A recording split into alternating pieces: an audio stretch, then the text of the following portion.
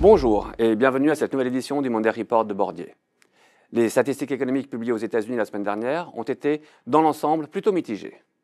En particulier, et comme on peut le voir sur le graphique, la confiance des ménages a chuté plus qu'attendu au mois de février.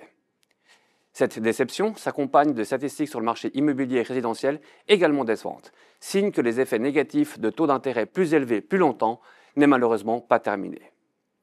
Ces mauvaises nouvelles sur le front économique ont fait baisser les taux d'intérêt à 10 ans de plus de 20 points de base aux États-Unis et de 5 points de base en zone euro. Dès lors, le prix des obligations progresse de 1,9% en dollars et de 0,5% en euros. Malgré la baisse plus marquée des taux d'intérêt aux États-Unis qu'ailleurs, l'indice dollar s'apprécie de 1,2%, signe d'une certaine aversion au risque. Les actions américaines d'ailleurs reculent de 1%, alors qu'elles remontent de 0,6% en Europe. La hausse du dollar pénalise les actions émergentes en baisse de plus de 4%. L'or en souffre également et perd 2,7%. Cette semaine sera chargée en publication de statistiques économiques. Aux États-Unis, nous aurons les ISM manufacturiers des services et surtout le rapport sur l'emploi du mois de février. Dans la zone euro, c'est la publication de l'inflation qui sera à surveiller. La BCE se réunit également et devrait poursuivre son cycle de desserrement monétaire et réduire ses taux directeurs de 0,25%.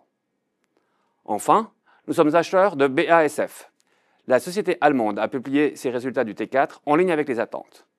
Le management a annoncé des perspectives un peu plus basses que ce qu'espérait le consensus. Le titre a néanmoins bien réagi, signe d'après nous que la stratégie de la société de se recentrer sur ses activités principales est la bonne et qu'elle est appréciée par les investisseurs.